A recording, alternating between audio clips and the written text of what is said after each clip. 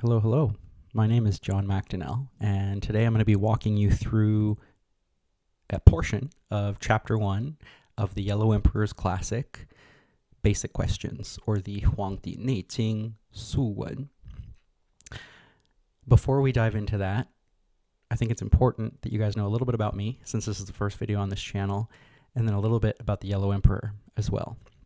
So, this is more of a disclaimer rather than an introduction, but I want you guys to keep in mind that I am a hobbyist of Chinese language.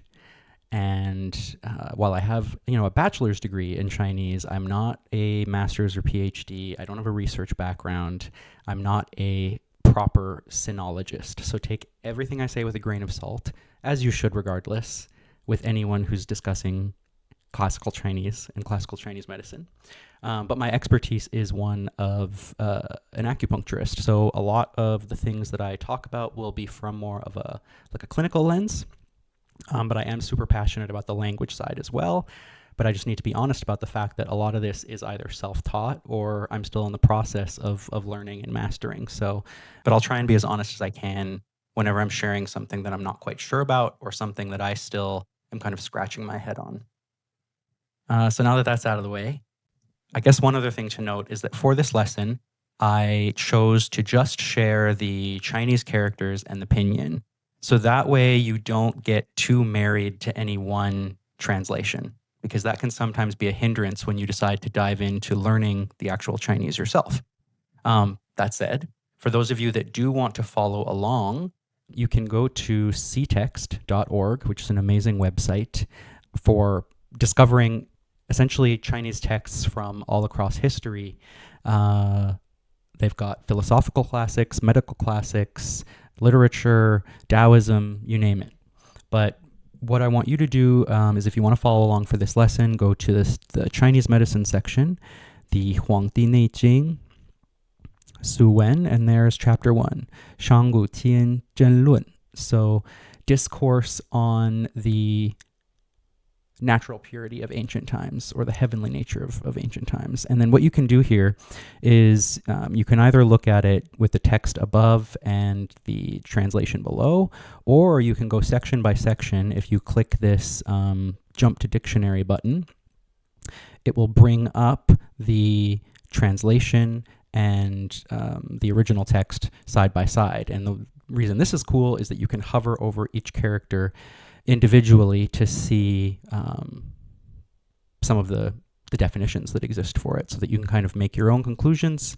You can also choose, I believe, to hide the translations as well, which is sometimes what I like to do when I want to challenge myself and go in with kind of a blank slate. But for today, we can keep that open, and then we can dive in. Let's learn a little bit about the Yellow Emperor first, shall we? So, as amazing as the Huangdi, or Yellow Emperor, is, it is better to think of him more as a mythological figure or a cultural figure rather than an actual historical person, mainly because he's discussed as living 3000 BC, essentially, so very, very long time ago. And there's no actual archaeological evidence that he did truly exist. So consider him more of a mythical hero. But in Chinese tradition and culture, he has become a symbol of civilization, wisdom, rulership, Taoism, and self-cultivation, essentially just like the ordering of human life alongside the natural world. And he's credited with a lot of things and many foundational arts within Chinese culture. And within this text, so the Yellow Emperor's classic, which is obviously named after him, he is essentially playing the role of the primary questioner. So this whole text is essentially written as a dialogue between Huangdi and Qibo, who is the minister physician at the time, kind of, I guess, teaching or looking over the Yellow Emperor. So it's often the case where the Yellow Emperor will ask something, Qibo will answer it, and it'll go back and forth in that way. So it's a very interesting way to read a text like this. And again, with him being more of a mythological figure, we don't consider that he was the author of this text. It's more that this text was attributed to him. And historically, this text was likely a compilation of multiple different disparate texts by multiple different authors, which is why certain chapters seem a little different in terms of style. And but yeah, better to think of it more as a compilation rather than a thorough kind of entire canon on its own.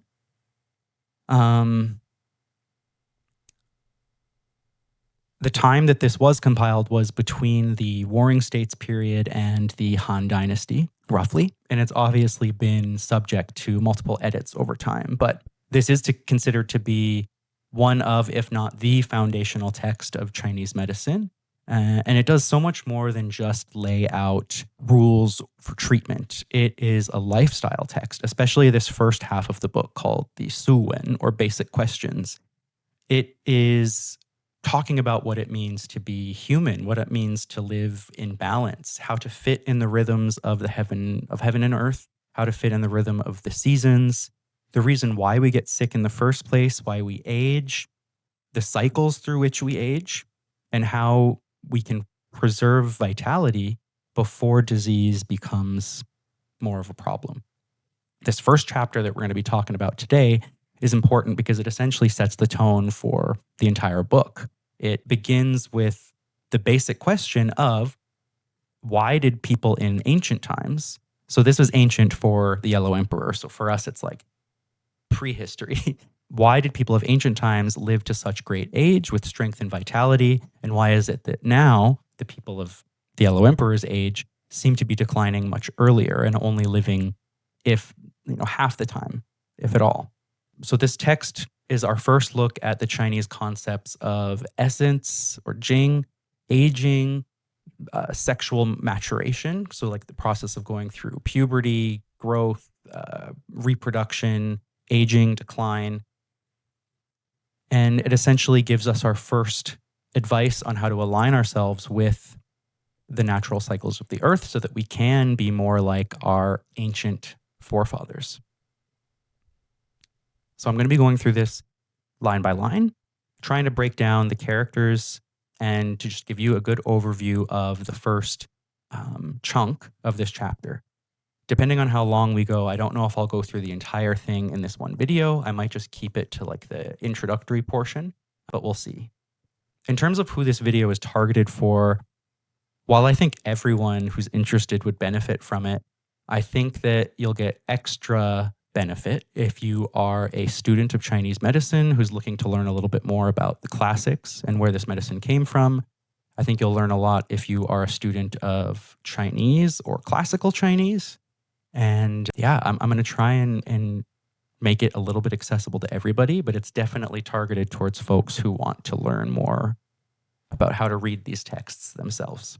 I guess on that note, though, since this channel is new and I am kind of in the beginnings of finding an audience, I would love to know what you want to see more of. If you would prefer less translation, more translation, more lifestyle advice, more just like whatever aspect of Chinese language, culture, history you'd like to see, I am happy to provide. But without further ado, let's jump into the text itself.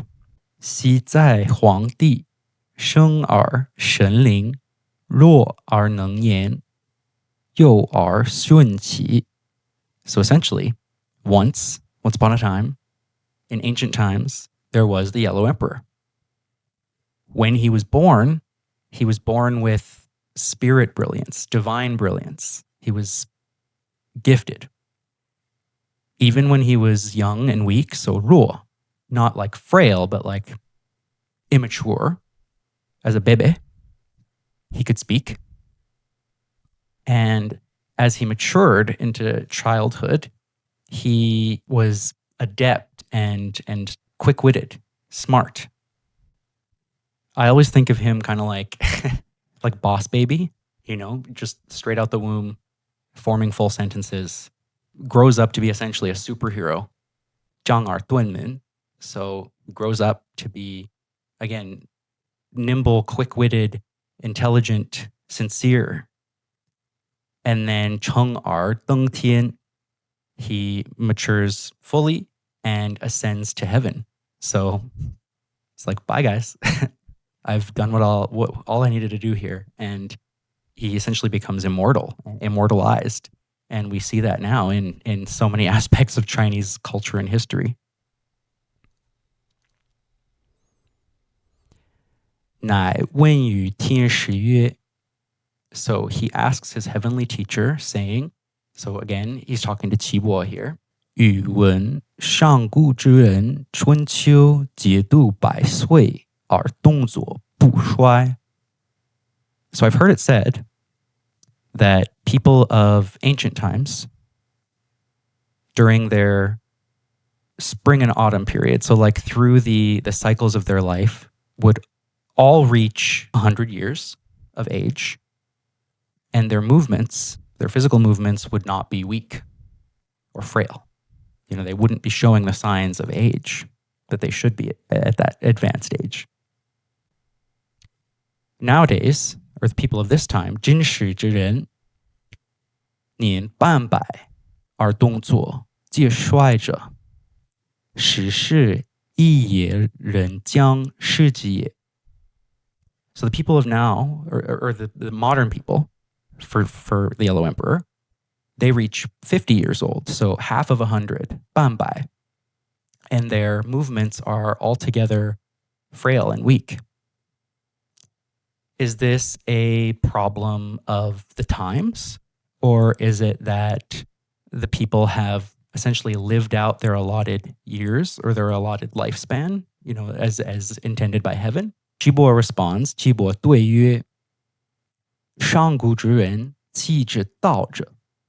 So Qi says, the people of ancient times, they understood the Tao. So it's our first time seeing the character Dao. So this is the same Dao from Taoism.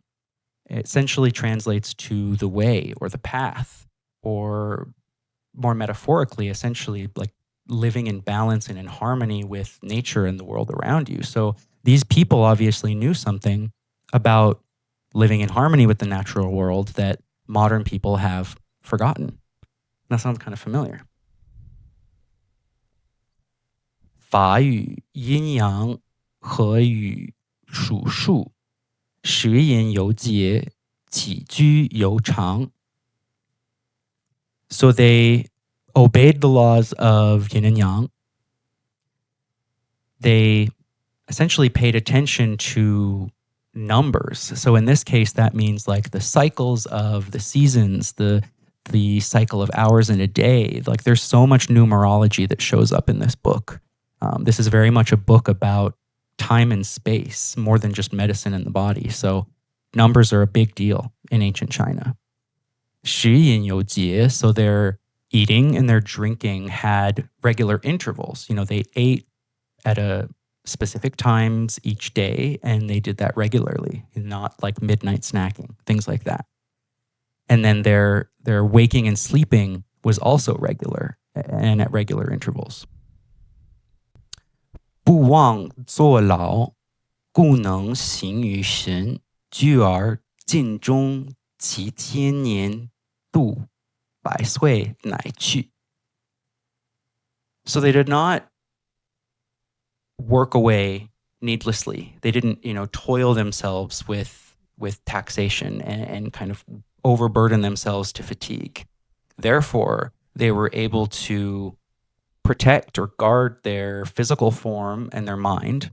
There's also this idea that they took their mind and body and they understood the connection between mind and body.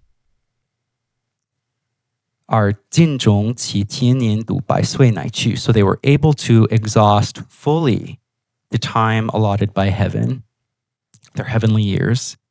They could reach 100 years and then depart. Then they would pass. So they were able to live these long, healthy lives.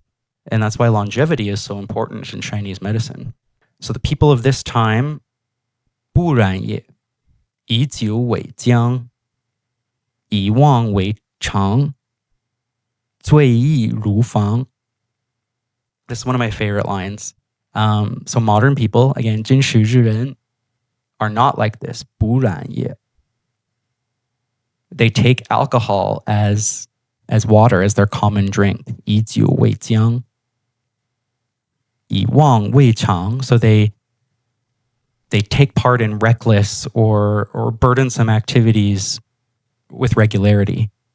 And 醉以入房, they frequently enter the bedchambers while drunk. So this often it refers to essentially having sexual intercourse while drunk, which is a big no-no in Chinese medicine. 意欲结其精, 以好散其真, 不知持满, 不食与神. So, through desire, they disperse their jing, or their essence. So their wanton desire depletes them over time. They disperse what is true. So 散其真, this could be referring to 真qi or true qi, which is a concept in Chinese medicine. 不知持满, they don't understand the concept of fullness or what it means to be satisfied. So my taking from that is that they're gluttonous. They don't know when to stop consuming.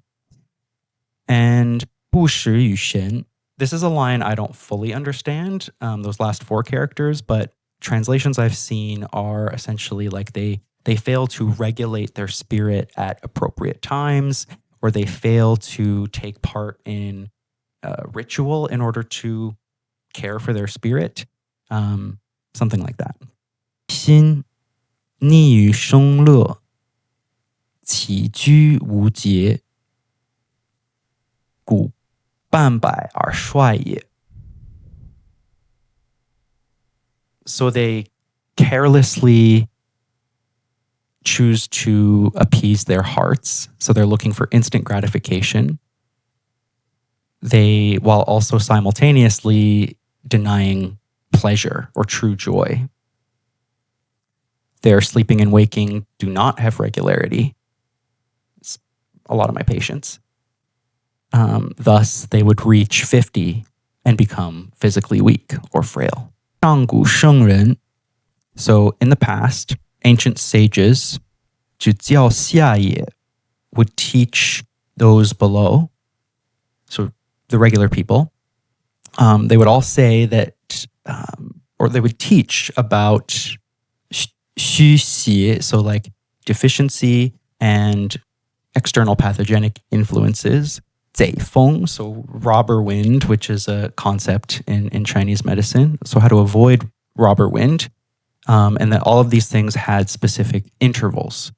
So essentially, these ancient sages taught people the basics of Chinese medicine. And you are not thriving, and you need to boost yourself up because of deficiency, and when you need to avoid things like wind and cold and heat, and how to do so and when to do so. 恬淡虚无, so to move through life in kind of an untroubled way, following the concept of wei, or kind of emptiness. So keeping your mind free of burden and troubles. 真气从之, so true qi will inevitably follow if you do this. And your jing shen, so your essence, and your shen, your heart mind, will be internally guarded against invasion. So because of all this, living with an untroubled mind and guarding your jing and your shen, 病安从来, so like how could illness follow? Like how could you be invaded if you follow all those things? Theoretically, 是以治闲, so they enclosed and kind of guarded their ambitions or their aspirations. 而少欲, they 少欲, kept their desires minimal. 心安, they kept their hearts peaceful and free from fear. 不拘. 行劳而不倦, so their bodies could be worked and they could do physical labor without becoming exhausted and tired. 气从以顺, so their qi flowed naturally and kind of in accordance with natural cycles and flow.